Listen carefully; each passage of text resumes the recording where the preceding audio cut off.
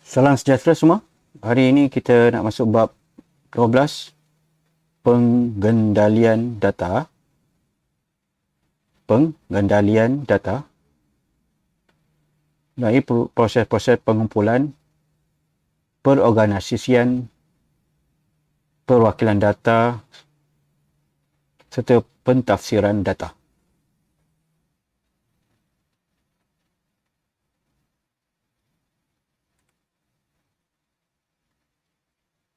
Jadi pengendalian data ataupun statistik melalui proses-proses mengumpulkan data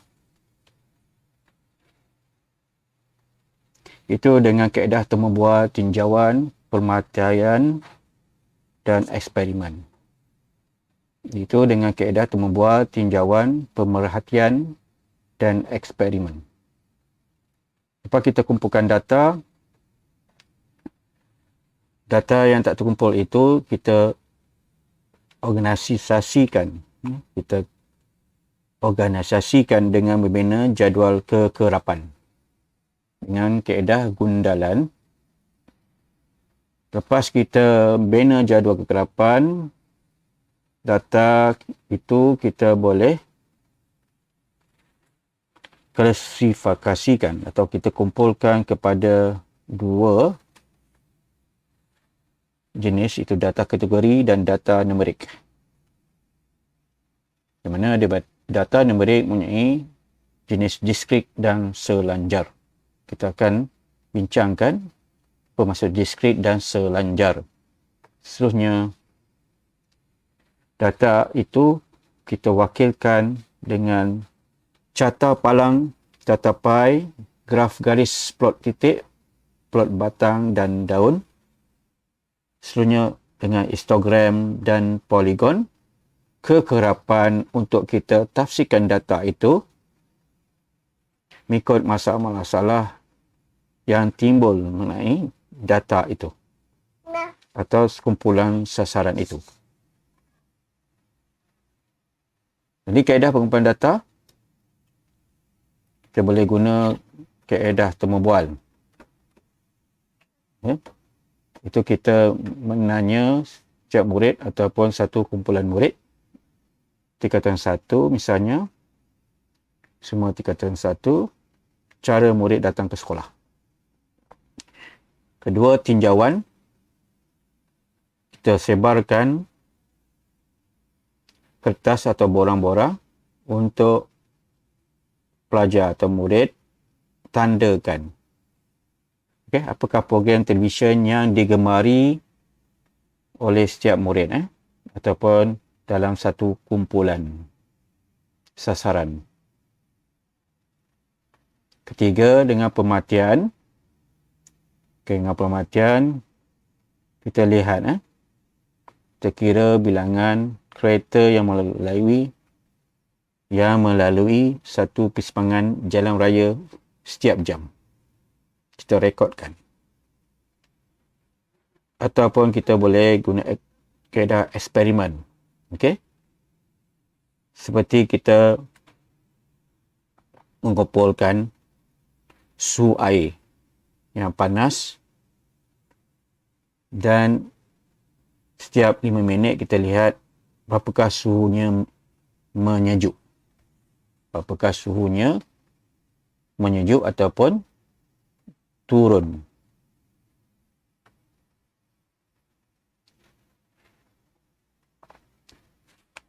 Okey, kita bincangkan klasifikasi data. Klasifikasi data itu data kategori dan data numerik. Baik, pengumpulan data. Ketinggian setiap murid di kelas tingkatan 1A sebab dia boleh dibilang, jadi dia adalah data numerik, nombor. Okey, jadi ia adalah data numerik. Kedua, jenis kumpulan darah bagi penduduk panda F.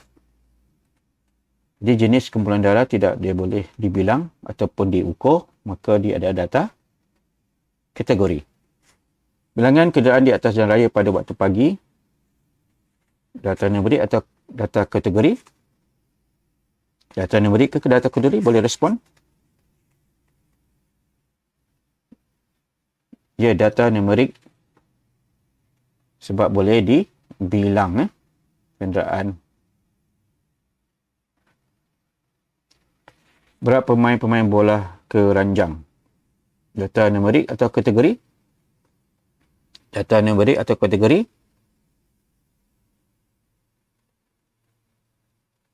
Ya, data numerik. Sebab dia boleh diukur. Jantina guru-guru di sekolah menengah. Data numerik atau kategori? Ya, data kategori. Dia tidak boleh dibilang atau diukur. Baik, kita terus kepada soalan B. Data di bawah menunjukkan bilangan rumah dimiliki oleh 20 orang ahli perniagaan. Organisasikan data itu dengan membina jadual kekerapan. Jadi ini data yang kita kumpulkan. Okey, dengan kaedah-kaedah temu bual atau kaji selidik tinjauan. Lepas tu kita buat jadual. Nyatakan bilangan rumah yang direkodkan daripada 0 hingga 4. Lepas tu kita gundalkan. Gundal ni maksud kita kira berapa kosong, berapa kekerapan di dalam jadual ni. 1, 2, 3, 4. 1, 2, 3, 4. Okey, kita gundalkan. Kita tanda 1, 2, 3, 4. Maka kita tukar kepada nombor 4. Okey, 1. Berapa buah rumah, iaitu sebuah rumah. Siapa yang memiliki sebuah rumah saja di kalangan 20 orang ahli perniagaan itu, kita tandakan, kita rujuk jadual 1, kita tandakan, coretkan 1 gundalan. Okey, 2 gundalan, 3 gundalan, okey, 4 dan 5. Okey. Gundalan yang kelima kita tanda serong kepada, atau kita silangkan pada 4 gundalan itu. Genap menjadi atau cukup menjadi 5 gundalan. Jadi setiap 5 gundalan kita akan bentukkan seperti ini. Okey, 2 buah rumah. 1, 2, 3, 4, 5. Okey, 1, 2, 3, 4, 5. Okey, kita dapat 5. Lepas tu ada lagi 1 gundalan 6. Jadi kita tulis 6. 3 buah rumah. 1, 2, 3. 3 1, 2, 3. 3 buah rumah. 4 buah rumah. 1, 2. 1, 2. Jadi jumlahnya, kita kira semua jumlah ni mesti 20 orang ahli perniagaan. Boleh? Okay, seterusnya kita pergi soalan C. Data di bawah menunjukkan bilangan televisyen yang dimiliki oleh 30 buah keluarga melalui satu tinjauan. Okay, data yang kita dapat daripada tinjauan. A. Apakah jenis data ini? Lepas tu B. Bina jadual kekerapan bagi data ini. Okay, apakah jenis data ini? Bilangan televisyen. Ya, data numerik. Jenis apa? Yang boleh dibilang. Ya, boleh dibilang diskrit. Yang boleh dibilang 1, 2, 3, 4. Dan dia nombor bulat. Dia jenis diskrit. Jadi kita lihat daripada data tinjauan yang kita dapat, habis kumpulan sasaran, yang tiada televisyen.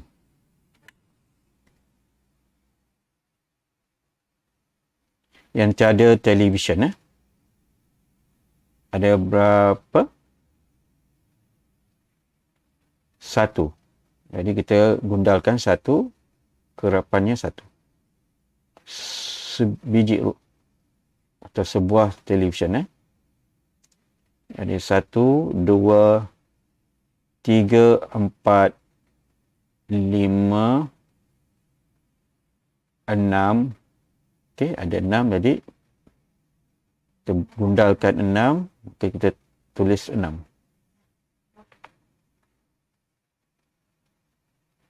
Dua buah televisyen, 1, 2, 3, 4, 5, 6, 7. 5, 7, 8 3 buah. 1, 2, 3, 4, 5, 6, 7, 8, 9. 4 buah. 1, 2, 3, 4, 5, 6. Okay, semua jumlahnya 30.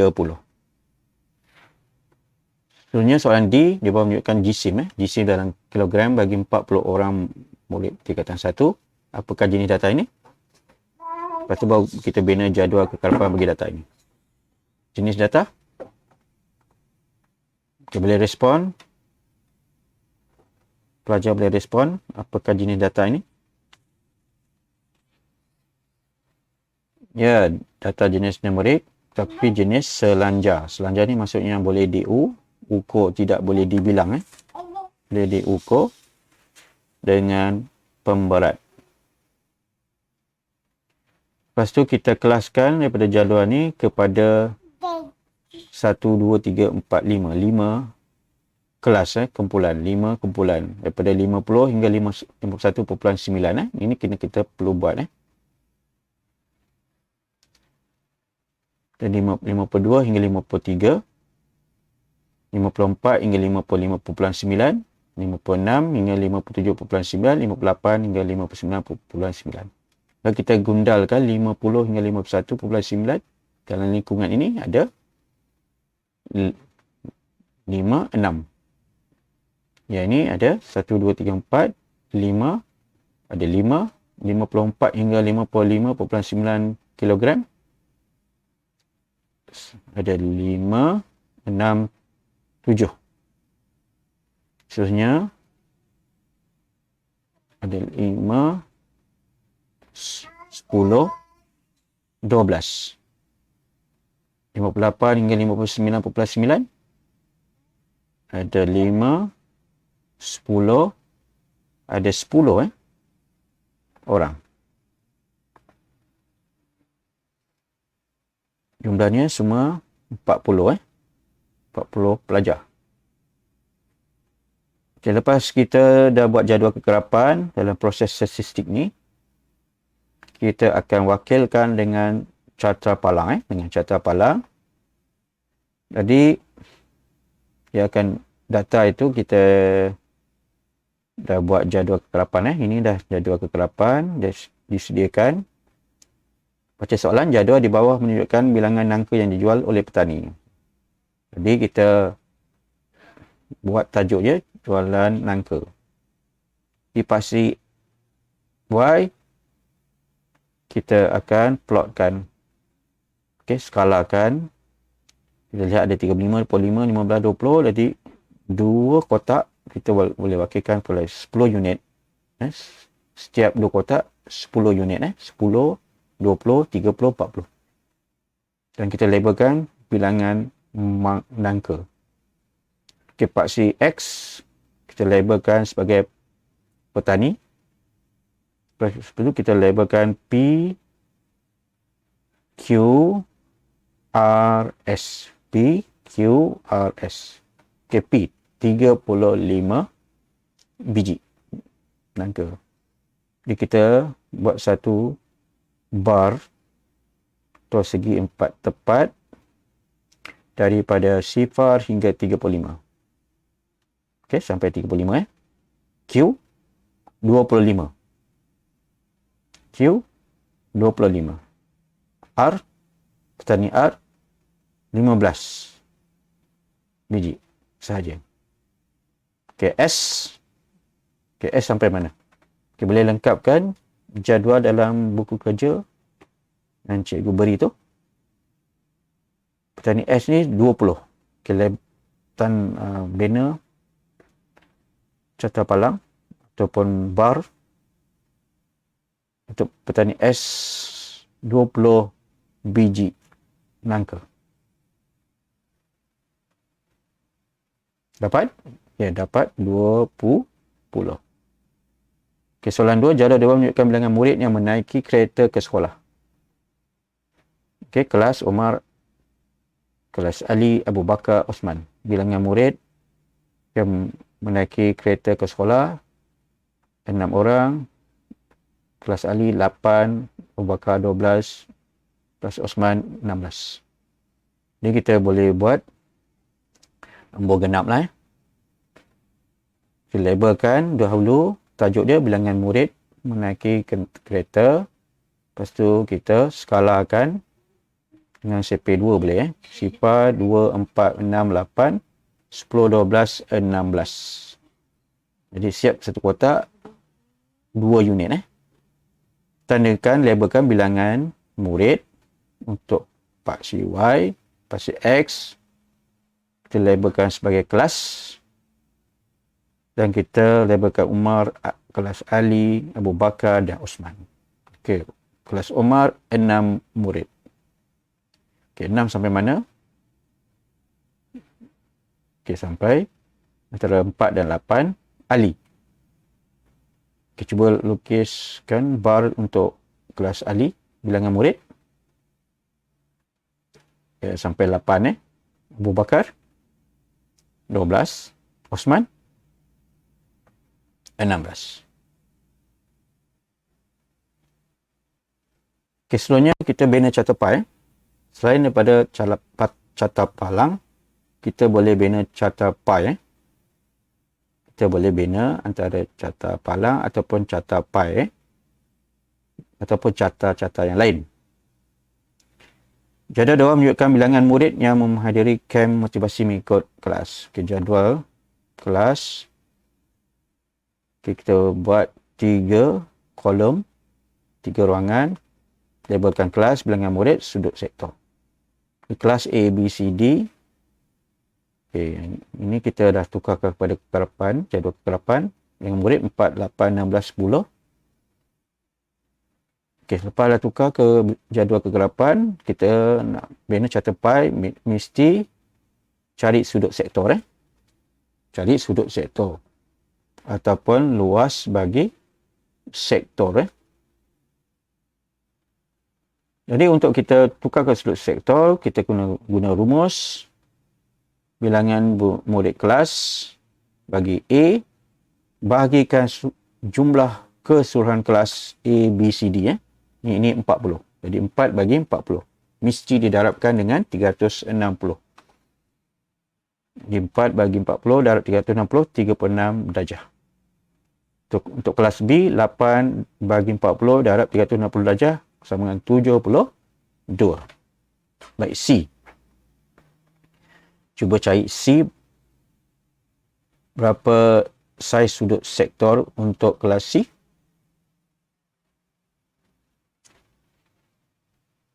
Ya, 16 bagi 40 darab 360, 144 darjah. Okey, sudut sektor untuk kelas D, 10 bagi 40 darab 360 darjah sama dengan 50 darjah. Jadi jumlah semua mesti 360 darjah. Seterusnya, kita tulis tajuk dia, murid yang terlibat dalam kem motivasi. Kita buat binakan satu bulatan. Kita mula satu garisan yang mencancang ke pusat bulatan, iaitu O. Okey, di pusat bulatan.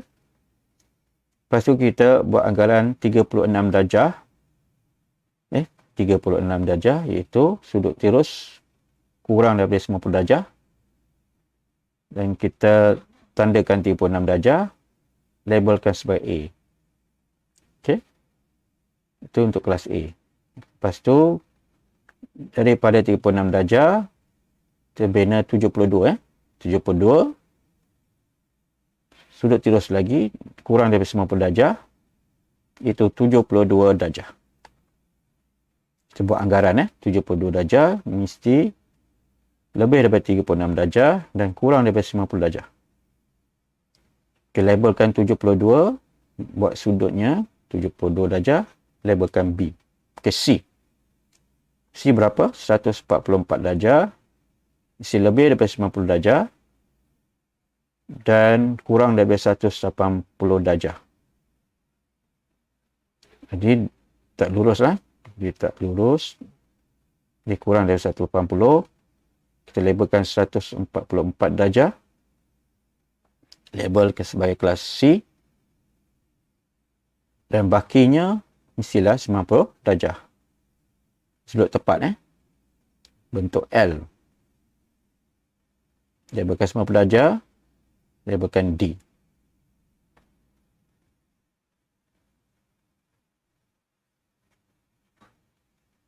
Maka kita dapat banner lengkapkan carta pi. Seterusnya soalan F. Soalan F.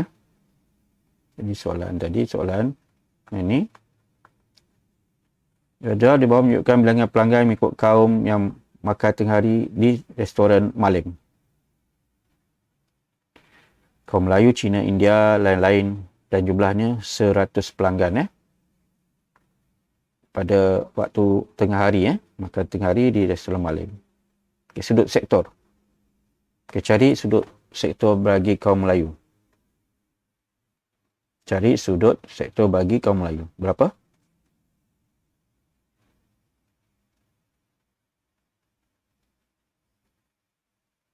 Ya, 20 bagi 100 darab 360 darjah 72.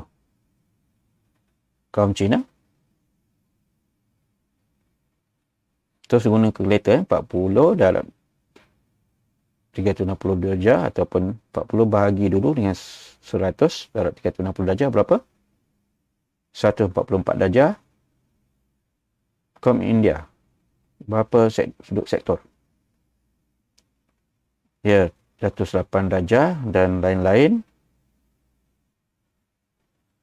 10 darab 100 untuk lain-lain. Darab 360 darjah, 36 darjah. Baik, kita tuliskan tajuk dia. Murid yang terlibat dalam kem aktivasi. Bina satu bulatan. Guna satu garis mencacang. Lukiskan satu garis mencacang dari pusat ke lilitan. Mula 72 darjah. Kurang daripada 90 darjah. Mesti kurang daripada 90 darjah. Itu 72 darjah. Labelkan sudut dia. Lepas tu kita labelkan sebagai kaum Melayu. 144 darjah. Mesti lebih daripada 90 darjah dan kurang daripada 180 darjah. 144 darjah. Kaum India 108 mesti lebih daripada 90 darjah tapi kurang daripada 180. Okay, dah labelkan. Untuk Cina, kita buat kaum India. Labelkan dan lukiskan sudutnya. Tulis 108 darjah dan labelkan sebagai India. Dan bakinya adalah kaum lain-lain. Ini 36 darjah. Label sebagai lain-lain. Boleh? Baik, itu saja untuk kelas hari ini. Kita akan sambung kelas minggu depan untuk kita wakilkan dengan carta yang lain. Okey. Baik, Assalamualaikum warahmatullahi wabarakatuh. Bye-bye.